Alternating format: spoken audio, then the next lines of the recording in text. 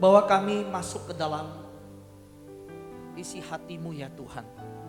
Mengerti detak jantungmu dan seirama dengan Engkau ya Tuhan. Kepuasan hidup bagi kami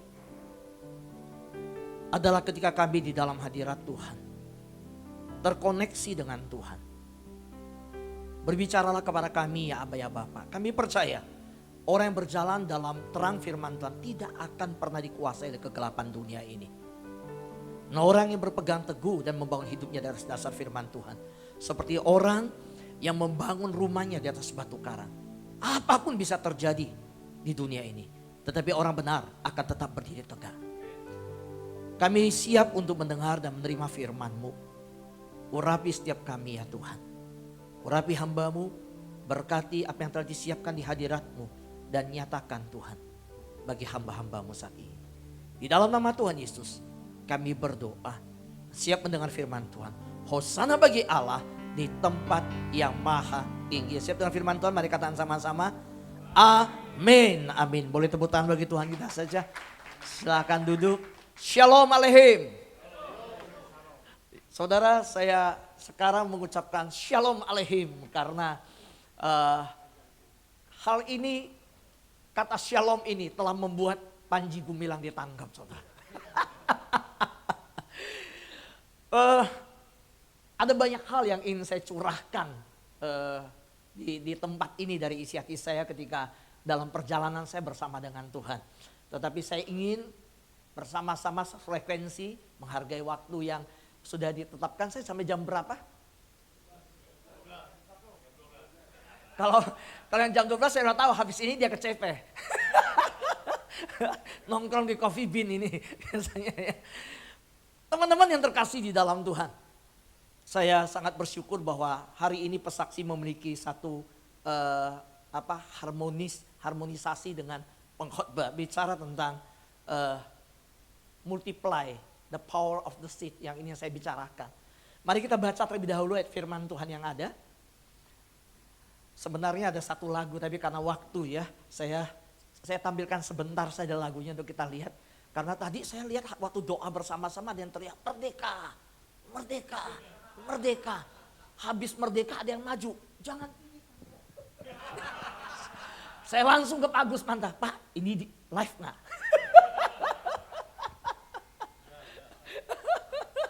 Pak Agus Mantap, enggak. Nanti yang diambil cuma khotbah sama ininya.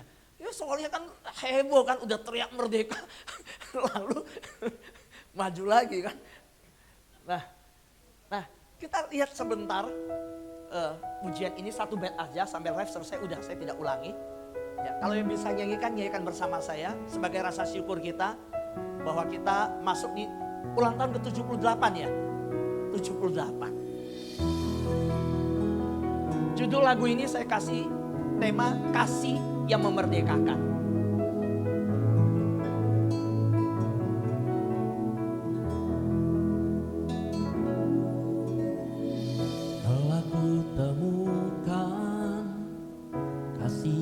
Begitu sempurna yang memerdekakanku dari dosa. Telah ku dapatkan apa yang begitu sempurna, tak pernah tinggalkan diriku. Telah ku temukan yang begitu sempurna yang memerdekakanku dari dosa. Telah ku dapatkan apa yang begitu sempurna, tak pernah tinggalkan diriku. Kasih-Nya sempurna dan selalu ada, setia memulihkan hidupku. Kasih-Nya sungguh indah, tak pernah berubah, senantiasa memberkatiku. Oke, Baik, terima kasih. Sampai di sini. Boleh tepuk tangan bagi Tuhan kita yang telah memerdekakan kita. Amin saudara. Saudara, kita tidak dipenjarakan lagi secara fisik. Ini berbicara tentang bahwa masih banyak orang yang sebenarnya terikat dan di dalam kegelapan terkungkung di dalam penjaranya sendiri. Yaitu dosa tersebut. Pak Anwar bisa punya papa yang tidak memperhatikan, yang meninju dia di kamar mandi sampai pingsan. Tapi kasih Bapa di surga selalu hadir dan memberkati kita. Tidak pernah meninggalkan kita. Amin. Itulah kasih Bapa. Nah, saya mengambil bagian firman Tuhan yang saya bacakan untuk kita bersama-sama saat ini ya. Ia yang menyediakan benih bagi penabur dan roti untuk dimakan. Ia juga yang akan menyediakan benih bagi kamu dan melipat gandakannya dan menumbuhkan buah-buah kebenaranmu. Kamu akan diperkaya dalam segala macam kemurahan hati yang membangkitkan syukur kepada Allah oleh karena kami. Sebab pelayanan kasih yang berisi pemberian ini bukan hanya mencukupkan keperluan-keperluan orang-orang kudus, tapi juga melimpahkan ucapan syukur kepada Allah. Bapak Ibu yang terkasih di dalam Tuhan. Bapak Ibu, ada Ibu satu saya lihat di belakangnya. Shalom ya Bu. Teman-teman yang terkasih dalam Tuhan. Apakah ada di sini ada yang bisa bahasa Kanton? Ada satu bahasa yang selalu mama saya ucapkan ketika orang datang ke rumah kami. Dan saya baru temukan beberapa waktu lalu, ternyata mama saya terpengaruh oleh budaya itu juga. Ketika siapapun yang datang ke rumah kami, mama saya selalu bertanya, "Cik Paumang, Paumang, sudah makan?" Artinya, sudah makan belum? Berbeda dengan budaya barat. Berbeda dengan budaya yang lain. Saya dengar, saya lihat sendiri. Setiap orang yang dari jauh datang ketika ke rumah kami. Paman saya, tante saya, sepupu kami, siapapun. Selalu mama saya kalimat pertama adalah, "Sepawang, sudah makan belum?" So mengapa mama saya mengucapkan kalimat ini? Mengapa kalimat ini saya tidak temukan di budaya lain? Karena orang Tionghoa mengerti. Mereka di dalam masa-masa tersebut mengerti apa artinya lapar. Mereka tahu apa artinya menahan rasa sakit karena tidak memiliki makanan. Dan itu yang mendorong mereka, yang membawa satu pertanyaan setiap kali berjumpa dengan orang yang datang ke rumah. Sudah makan belum? Saudara, orang-orang yang mengerti rasa lapar, dia mengerti untuk mempertanyakan dan mengucapkan kalimat itu. Bapak, teman-teman yang terkasih dalam Tuhan. Di dalam prinsip firman Tuhan, kita diajarkan berikan apa yang kita dapatkan. Dan ini bukan bicara hanya tentang beras tadi, ya. Itu bagian salah satu hal, bukan hanya bicara tentang bakti sosial, tetapi bicara itu juga semuanya, banyak hal di dalam diri kita yang bisa kita berikan. Saya senang mendengar bahwa ini akan ke penjara berkunjung, bagaimana bisa membagikan beras. Itu bicara banyak hal. Soal betapa mengejutkannya saya ketika satu anak Tuhan berkata kepada saya, "Pak Fu, saya rasanya gak nyaman banget ketika membaca kalimat itu, muka saya kan ditempelin." Ketika saya pergi ke satu tempat di PIK, di situ dituliskan mereka mengajarkan tentang kasih, tetapi kami melakukan kasih itu. Pernah baca kalimat ini di PIK? Iya. Mereka mengatakan tentang kasih, tapi kami melakukan kasih itu. So hari ini saya mengajak kita bersama-sama untuk kita boleh mengerti bahwa apa yang Tuhan berikan kepada kita, Tuhan ingin diberikan kepada yang lain melalui kita. Suatu hari saya duduk bersama satu anak Tuhan yang mengajar, yang dengan jawabannya mengajarkan satu konsep kepada saya. Ketika kami berkumpul dalam kehangatan yang ada, saya bilang, "Ya, ini berkat daripada semua karena berkat Tuhan dari Bapak ini." Dan dia berkata apa? Sebenarnya bukan berkat dari saya. Karena saya adalah saluran. Saya terima dulu berkatnya di saya dulu, nggak boleh berhenti. Maka saya bisa jadi berkat. Sebenarnya saya bisa jadi berkat bukan karena saya hebat, tapi karena saya saluran yang dimana itu berhenti di saya dulu. Wow, saya bilang luar biasa. Tadi kita mendengar lagu tentang kasih yang memerdekakan. Tuhan, apa yang Tuhan berikan kepada kita? Sudah terima kasih Tuhan? Amin. Sudah. Sudah terima kebaikan Tuhan? Sudah terima kemurahan Tuhan? Ya, kita ada lagu berkata, oleh karena kemurahan Tuhan ku ada sampai hari ini. Oh, kalau bukan karena kemurahan Tuhan, nggak mudah untuk bisa umur 90 melewati kemerdekaan di umur 13. Saya baru kali ini saya dengar orang ucap, Indonesia pertama kali merdeka, saya umur 13. Bayangin saudara. Indonesia 78, dia 90. So, tapi kalau kita sampai hari ini ada, karena kemurahan Tuhan, kebaikan Tuhan, dan segala sesuatu yang telah Tuhan berikan bagi kita. Tuhan ingin kita berikan kepada yang lain. Dan itu melalui kita. Tuhan tidak pernah meminta kita memberikan kepada yang lain dari apa yang kita tidak miliki. Kalau Tuhan minta kita memberikan, karena kita sudah menerima. Dan ketika saya bicara tentang memberi, bukan hanya bicara tentang materi, tetapi bicara tentang segala sesuatu yang ada pada kita. Di dalam satu kesempatan, kita tahu yang menantang apartheid siapa? Nelson Mandela. Betul. Ketika dia menjabat, pada waktu setelah selesai pelantikannya sebagai presiden, dia berkeliling kota. Waktu dia keliling kota, dia masuk ke satu restoran dan dia tidak mau ada pengawalan secara protokoler kenegaraan. Jadi seperti biasa dia nggak mau didahulukan tuh, dia tetap ngantri segala macam. Lalu dia duduk satu kursi, satu meja. Waktu dia duduk, dia lihat satu bapak di sana dan dia panggil ajudannya. Panggil bapak itu, duduk ke sini. Nah, karena dia baru masuk, bapak itu sudah ada makanan di mejanya. Wah, ajudannya ikut bantu pindahin semua. So, bapak itu duduk. Waktu duduk di mejanya dia dengan mata berkedip-kedip, kepala agak tertunduk, tangannya gemetar, terus keluar keringat dingin. Wih, ajudannya takut. Ajudan nanya, nih Pak, bapak sakit?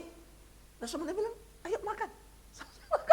Ayo makan sama saya. Loh, siapa yang gak senang kalau Jokowi hari ini masuk Rose Garden ke lantai ini dan duduk di salah satu meja. Saya pikir gak usah Jokowi panggil, kita semua datang duduk di sampingnya dan minta foto sama dia. Betul?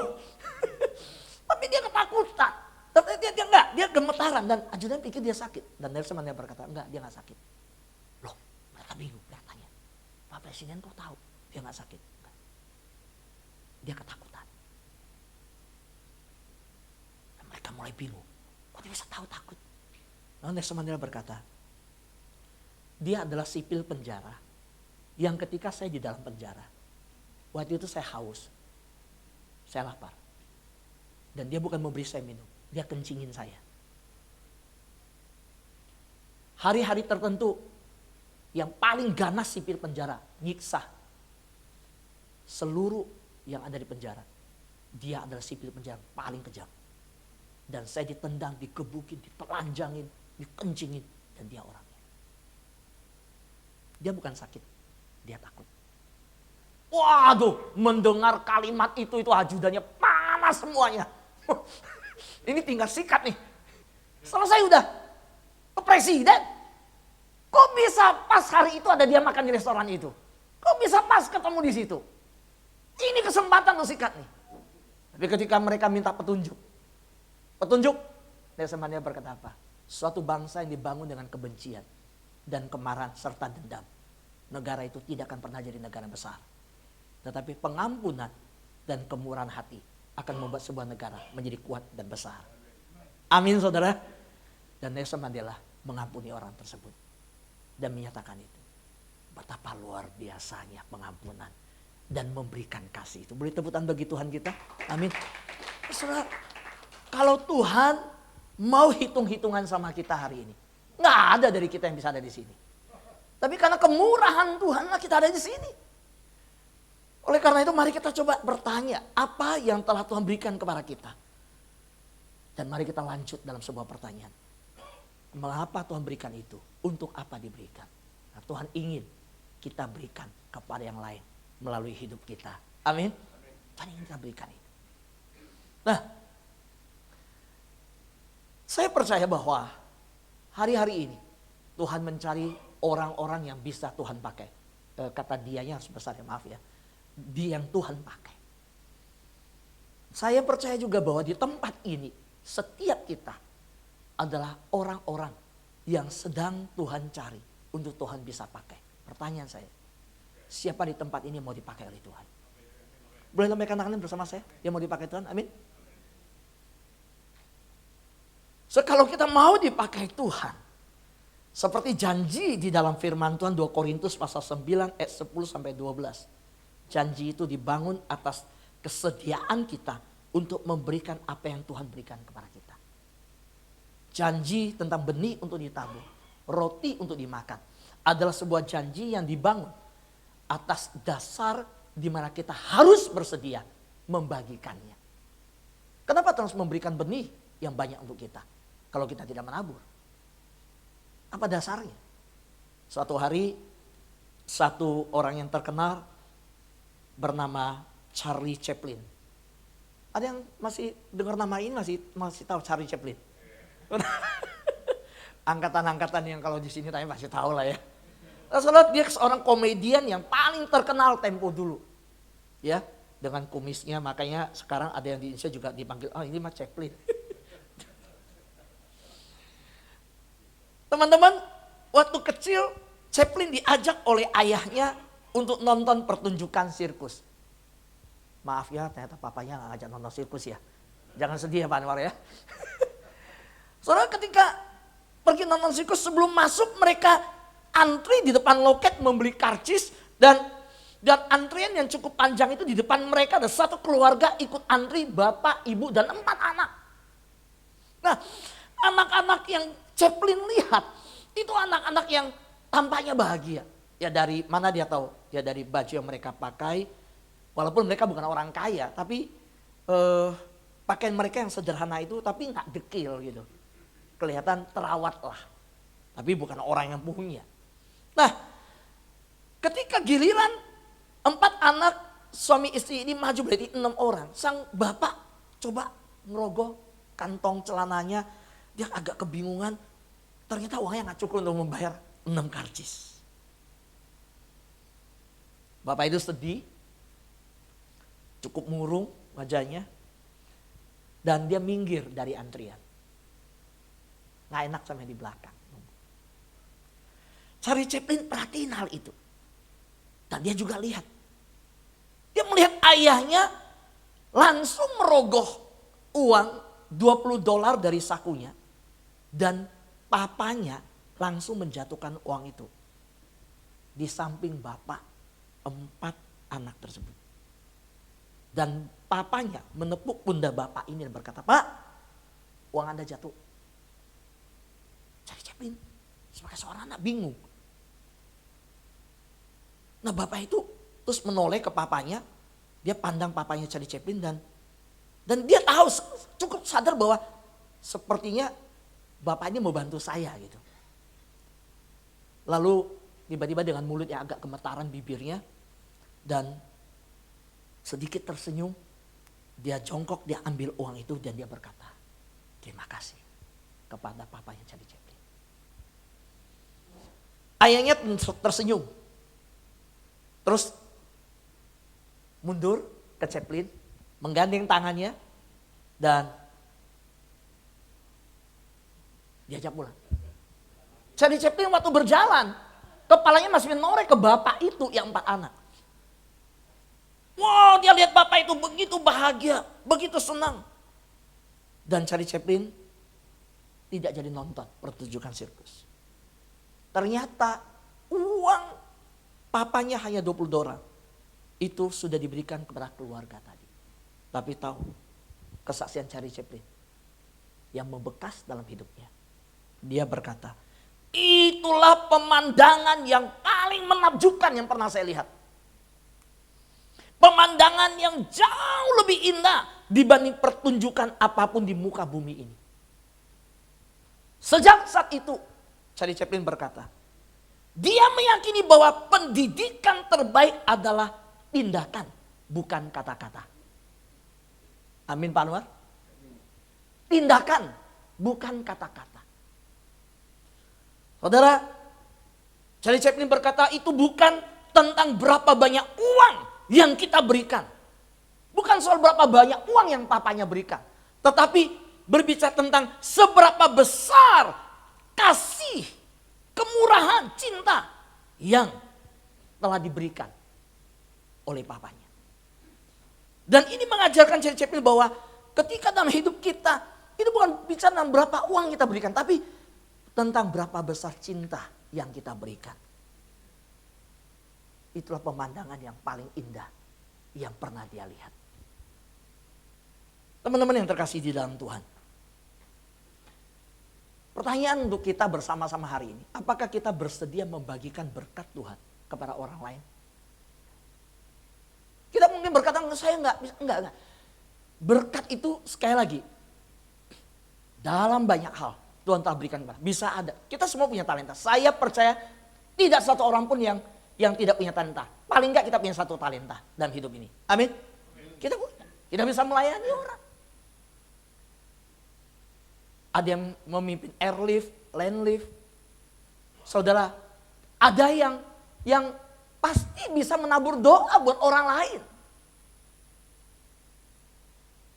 Bapak Ibu tahu, pelayanan yang saya jalani hari-hari ini, saya percaya itu karena topangan doa.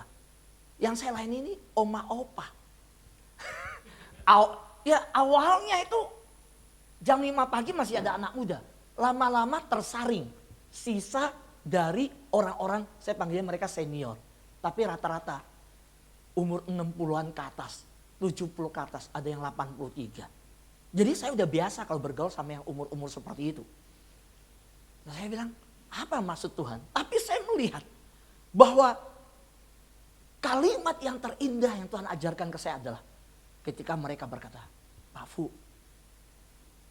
Oma ini ibu gak punya apa-apa.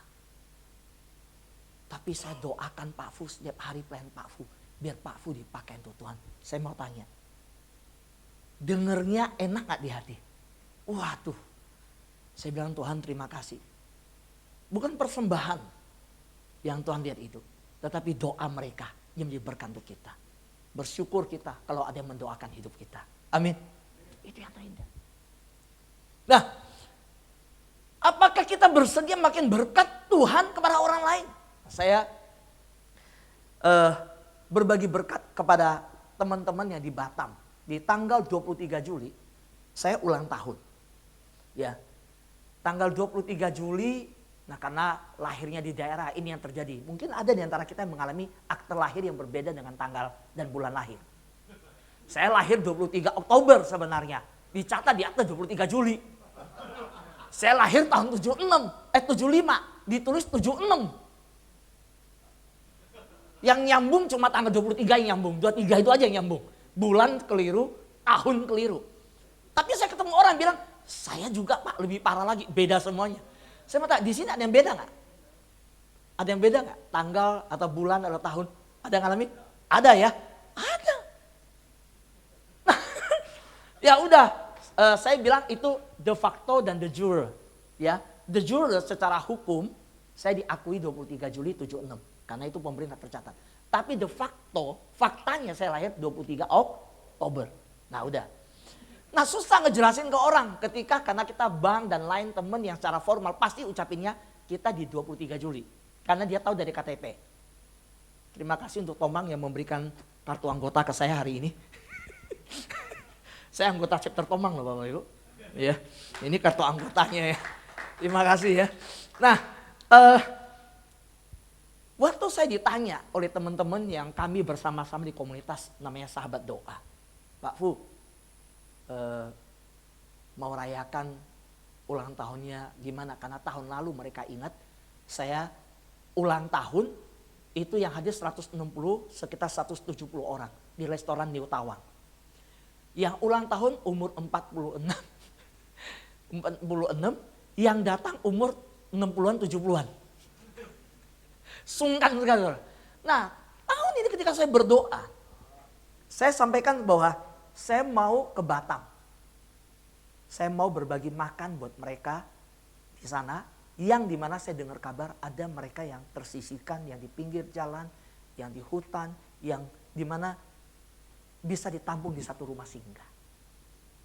Waduh, secara jujur hati, siapa yang gak senang dirayain di Jakarta? Yang datang ratusan orang.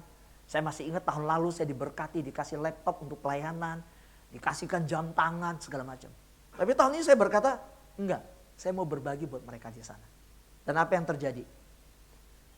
Saudara, saya cuma mau itu aja.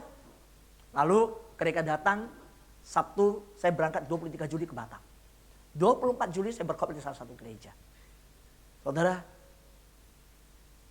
ketika berkhotbah di gereja itu, di ibadah yang kedua Tuhan taruhkan di hati saya sesuatu, saya bilang, ini LED harusnya sudah ada dipasang, gereja Anda bagus begini-gini. Majelisnya habis saya khotbah langsung rapat bilang, kita putusin, udah hamba Tuhan udah bicara di depan, kita beli LED, kita mulai pasang, ke depan huruf harus ada. Kita jadi berkat kan. Nah sudah itu hari Senin yang luar biasa. Saudara, saya datang ke Batam, ada satu anak Tuhan bingung untuk menyambut saya. Dia ngatur sana, ngatur sini. Mau nginep di mana, mau bagaimana. Nah teman di Batam berkata, udah Pastor Fu, bukan hamba Tuhan yang mau dilayani harus gimana hotel. Enggak, saya bilang saya tidur di mana aja oke. Kita ini pelayanan kok. Nah akhirnya saya nginep di satu hotel namanya King Hotel di Batam. Ada yang dari Batam? Ada yang tahu soal Batam? Tahu King Hotel? Tahu ya, King Hotel ya. Saya nginep di situ.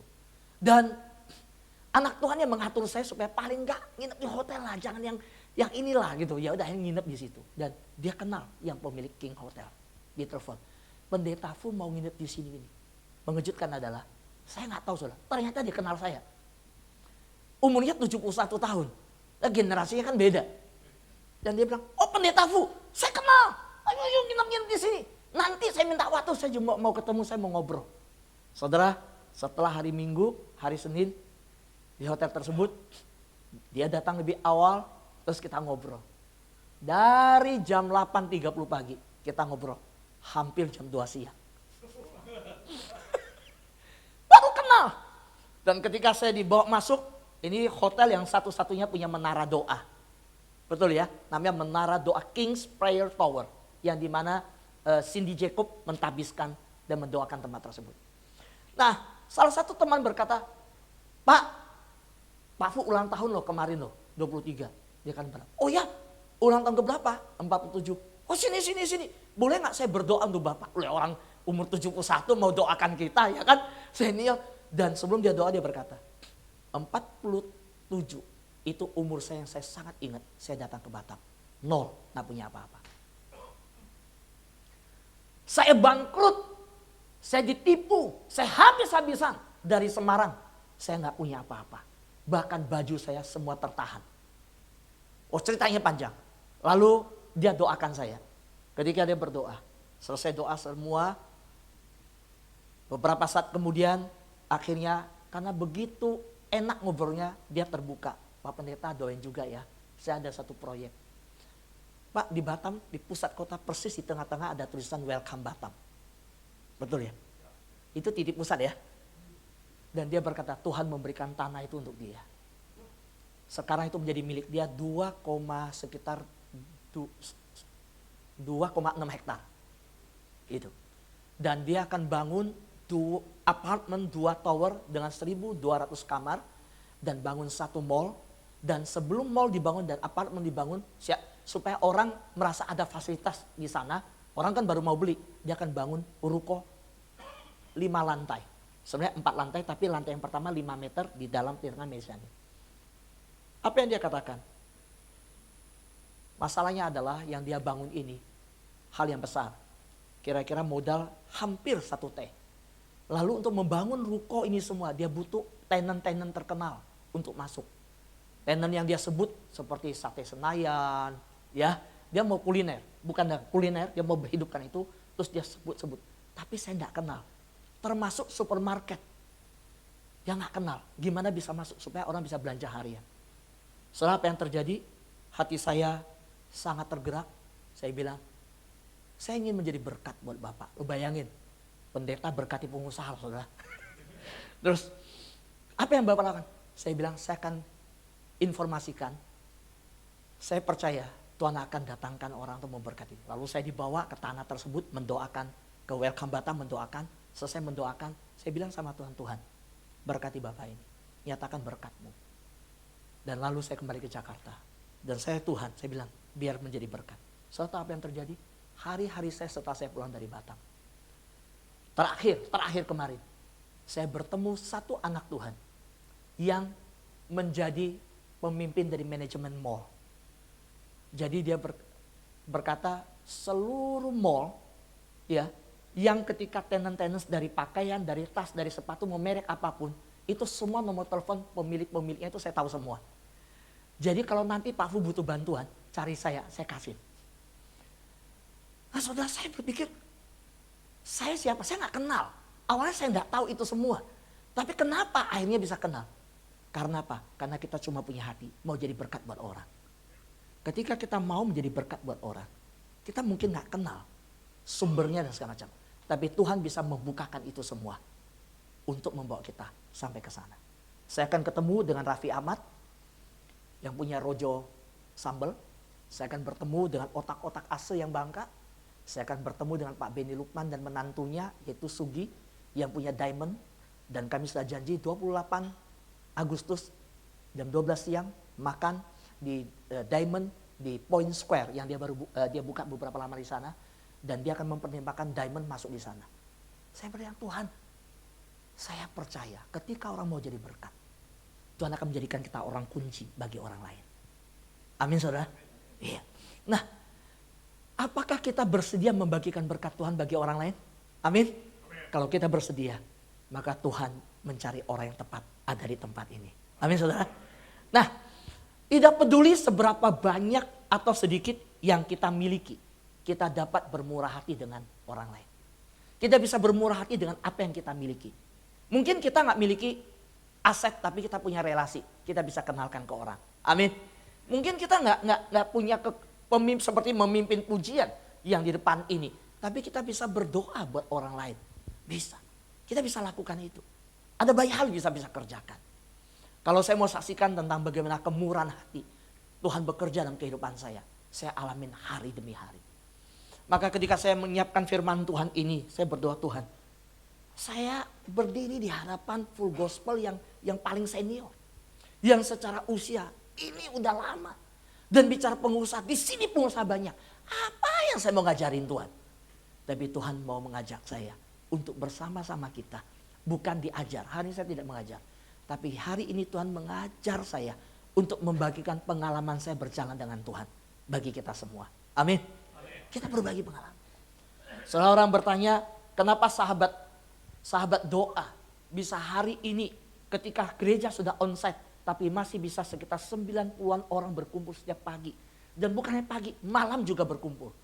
Satu yang saya katakan, karena sebuah hubungan yang intensional. Sebuah hubungan yang terus-menerus dibangun. Apa itu pemimpin? Pemimpin itu bukan bicara tentang kedudukan. Pemimpin itu bicara bagaimana kita berbagi hidup dengan orang yang kita pimpin. Kalau kita berbagi hidup, Tuhan bisa pakai kita. Pertanyaannya berbagi hidup atau tidak. Nah, jadi tidak peduli seberapa banyak atau sedikit yang kita miliki. Kita dapat bermurah hati dengan yang kita miliki. Punya waktu berdoa untuk orang lain atau berdoa hanya minta. Punya waktu untuk menaburkan pujian kepada orang lain. Punya waktu menabur senyum kebaikan. Di sini yang paling unik, saya tahu Pak Alex Kando kalau datang dia memeluk. Betul nggak Pak Fe, teman-teman? Dia memeluk kan? Dan itu yang dibagikan. Apa Pak Suyatna? Oh iya, wah ini bahasa. Itu yang dibagikan. Saya percaya dalam hidup kita ada yang kita bisa bagikan untuk orang lain. Bicara kebutuhan. Saya juga punya kebutuhan. Saudara, hari ini Tuhan memberikan saya 3 pendeta dan itu senior semua yang di dalam goncangan. Dan Tuhan mengingatkan saya, bagikan waktu untuk hidup berbagi dengan mereka. Salah satu hamba Tuhan, saya tidak sebut tempat, saya sebut Jawa Timur saja. Soal di gereja tersebut dia melayani dan orang tahu dengan sinode ini sinode yang besar. Tapi namanya pelayanan di gereja ada goncangan. So hari ini saya masih ingat ketika 2 bulan lalu saya sedang di Ion Mall parkir, dia telepon. Pak, motor anak saya mau ditarik oleh leasing. Anak saya udah berhenti kuliah, sekarang motornya pun mau ditarik. Saya udah gak sanggup Pak, saya gak mampu. Karena kontraknya dengan gereja udah selesai, dia harus keluar dari gereja itu. So ketika mendengar itu, saya bukan kelebihan, bukan. Saya bukan orang yang punya, enggak. Minggu depan kan yang khotbah pendeta Pengki Ando. Saya masih ingat beberapa bulan lalu ketika saya khotbah ke GBIRM, Pak Pengki Ando setelah saya datang, waktu saya datang, dia ngobrol. Tinggal di mana? Ini setelah kita ngobrol segala macam. Bisnis apa? Saudara, sering kali saya berjumpa teman-teman GBI ketika bertemu yang bertanya bisnisnya apa. Dan jujur saudara, itu yang saya jawab. Karena saya dari SMA udah masuk sekolah Alkitab. Saya gak punya bisnis apa-apa. Dan saya jawab ke Pak Pengki, saya gak punya bisnis, saya gak bisnis. Saya ada kayu salib besar Pak, nanti saya kasih Pak Yusuf ya. Supaya ingat jawaban Bapak ini. Ya, saya dikasih dari Salatiga, kayu salib besar. Saya belum pajang, masih bungkus. Saya kasihkan ke Pak Yusuf. Ya, saya kasihkan Pak Yusuf. Ya, karena jawabannya. Ya, Pak Yusuf biar pikul salib.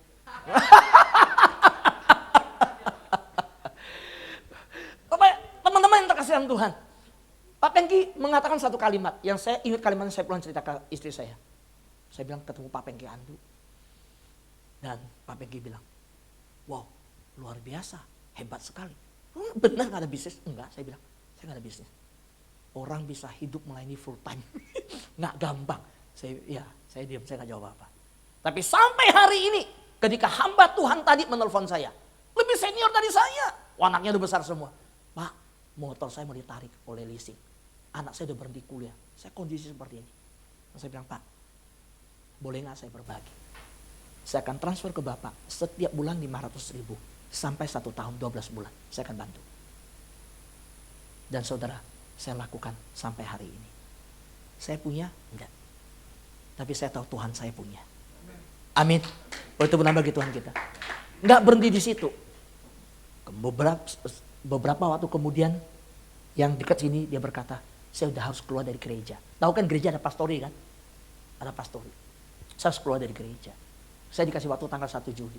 Bapak udah ketemu rumah, ketemu satu rumah, murah banget Pak, 12 juta. Tapi karena saya nggak punya uang, saya tahan dulu, saya kumpulkan uang, udah diambil orang.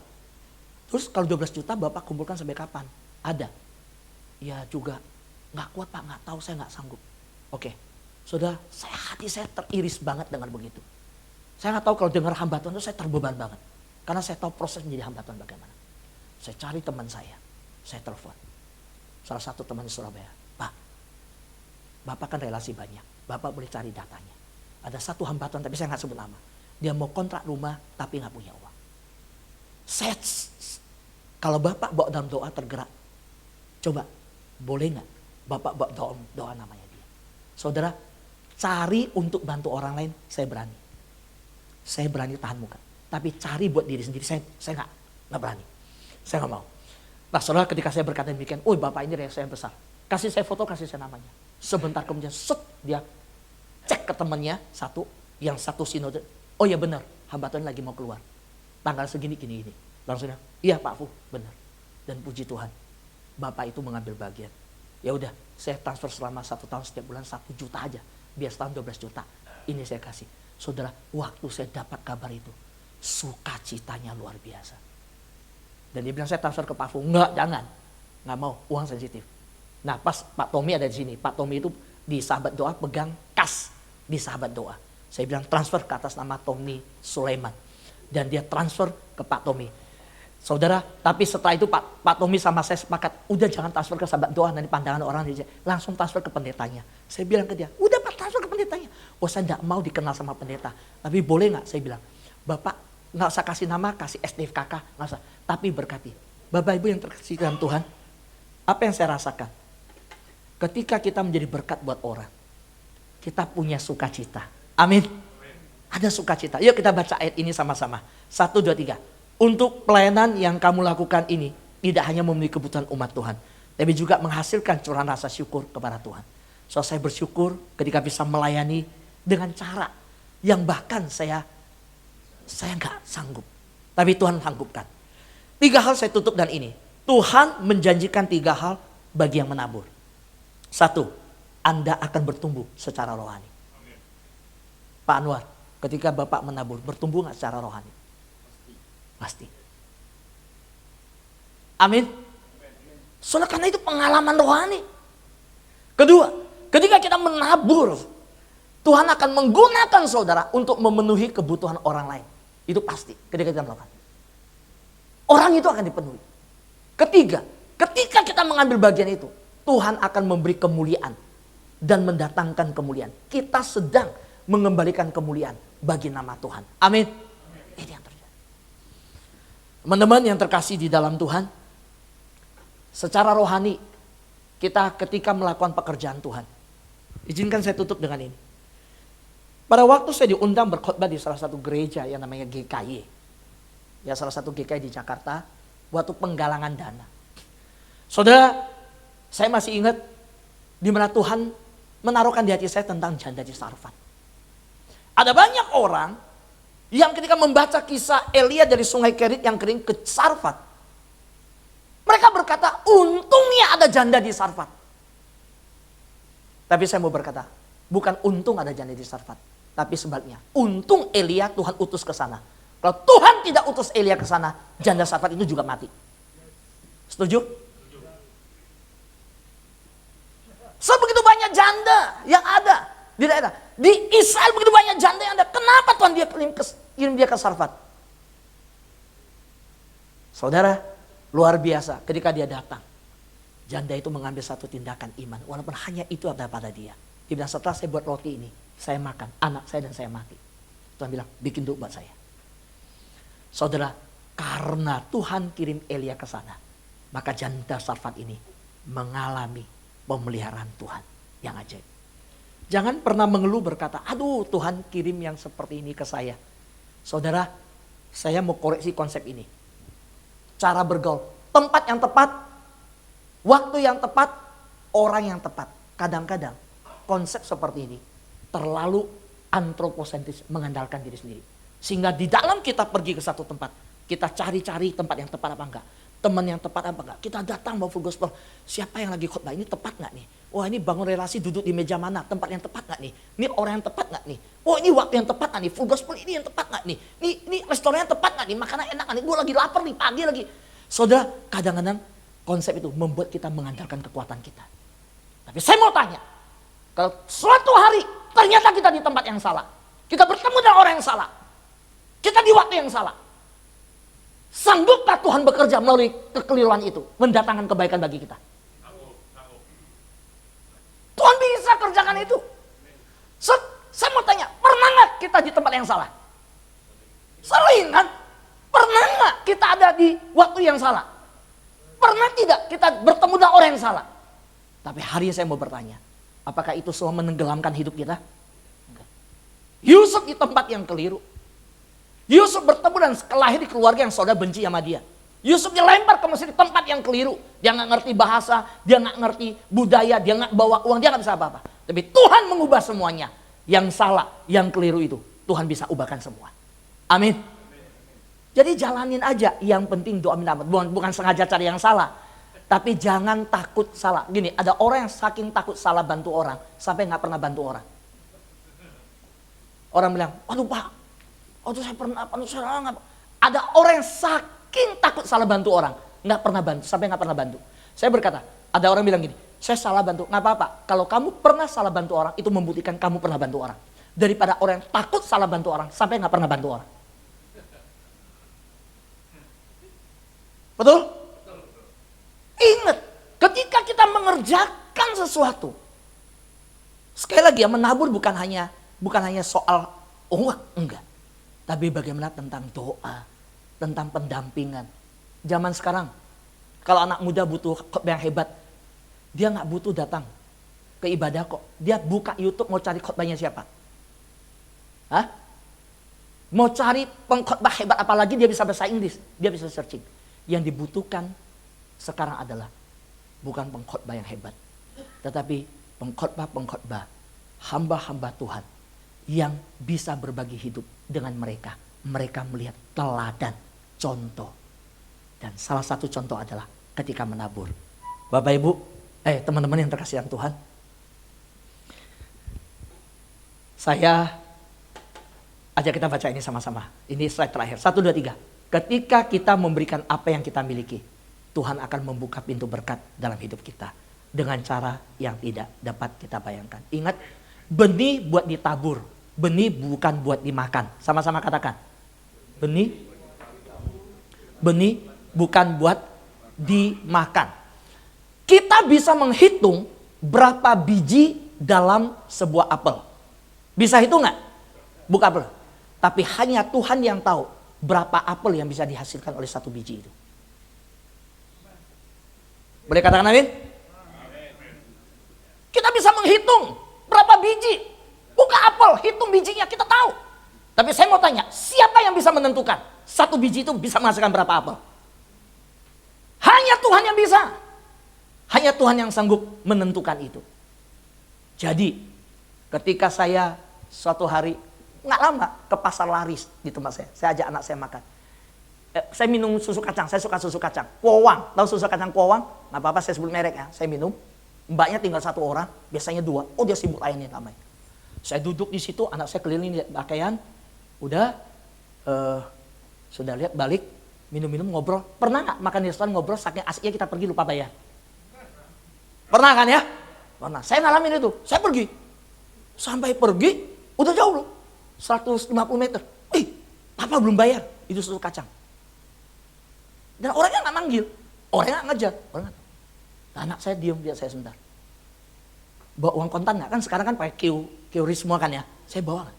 Enggak. Kayaknya papa masih punya deh yang ini. Yuk kita balik. Anak saya diam, 2 ikut saya balik. Terus yang lainnya orang masih, Bapak, saya tadi minum ini saya belum bayar. Dianya lucu lagi, dia diam. Belum ya? Saya nggak tahu sih Pak. Saya nggak tahu udah atau belum, dia bilang. Enggak, saya bilang belum, saya belum bayar. Oh Bapak belum ya? Sudah belum ya? Enggak Pak, saya belum. Yuk, ini berapa? Saya bilang, tadi sama 1 kue, ini saya bayar. Tahu yang dia bilang apa? Setelah orang pergi, tunggu Pak ya, dia bilang. Dan dia bilang, Pak, terima kasih ya. Kalau enggak, uang saya dipotong. Karena mereka dihitung per cup kan. Bosnya kasih berapa cup, dia jepit, kalau kurang. Bayangkan, tindakan itu hal yang biasa. Tapi ternyata ketika saya pulang, malamnya kami kumpul berdoa. Anak-anak saya cerita ke istri saya, Papa tadi ya, wah luar biasa. Kenapa? Lupa bayar, orangnya bahkan nggak tahu udah bayar apa belum. Tapi Papa tetap bilang, saya belum bayar, ini saya bayarin. Itu kejujuran, teladan, menabur seperti itu. Itu terkesan di hati dan pikiran kami. Saudara, apa yang kita tabur dalam hidup anak kita? Pak Anwar mengalami sebuah taburan dari ayahnya yang tidak menyenangkan. Tapi hari ini, setiap benih, setiap doa, ujian, perhatian, kasih, semua yang kita tabur, itu akan menumbuhkan benih-benih yang kita tidak pernah duga. Seperti apa nanti ya pohonnya. Tapi Tuhan bisa pakai kita untuk menjadi berkat bagi banyak orang. Selamat menabur, selamat melayani, pakai semua yang ada pada kita, biarlah kerajaan Allah ditinggikan, dimuliakan. Amin. Mari kita berdiri bersama-sama. Oleh karena kemurahan Tuhan, ku ada sampai hari ini. Oleh karena kebaikan Tuhan, janji-Mu terjadi bagiku. Katakan, aku percaya berkat atasku.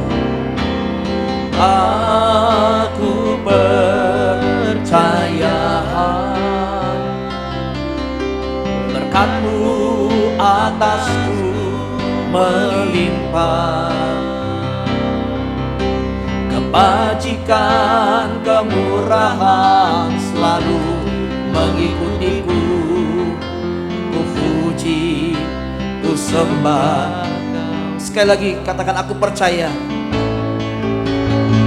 Aku percaya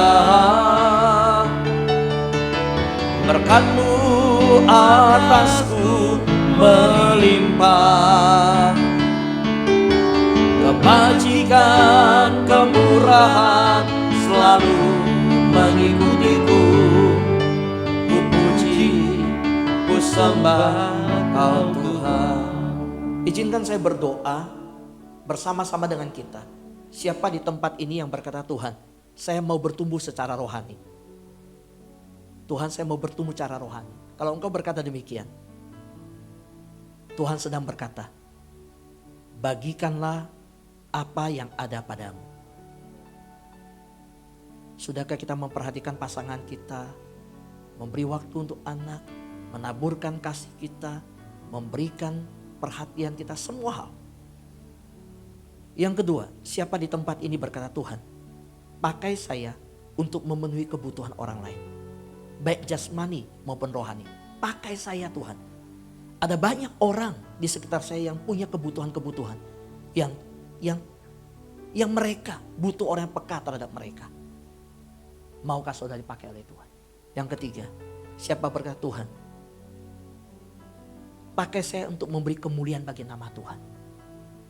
Kalau engkau berkata demikian, yuk kita angkat tangan kita. Kami percaya berkat Tuhan melimpah atas kami hari ini. Kami percaya Tuhan, apa yang telah diberikan oleh Tuhan tidak sebanding dengan apa yang telah kami berikan bagi sesama kami. Hari ini ampuni kami kalau benih yang untuk ditabur telah kami makan. Ampuni kami kalau kami berusaha menentukan setiap biji dari benih itu untuk bertumbuh sesuai keinginan kami. Karena berkat itu ditakar oleh Tuhan. Tuhan pakai kami untuk bertumbuh secara rohani. Tuhan ajar kami untuk memenuhi kebutuhan-kebutuhan orang, bukan hanya berfokus pada diri kami.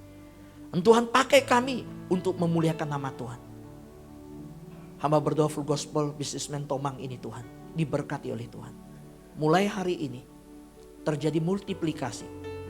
Benih itu bertumbuh dan menjadi benih yang berkuasa menyatakan kehadiran kerajaan Allah di chapter ini.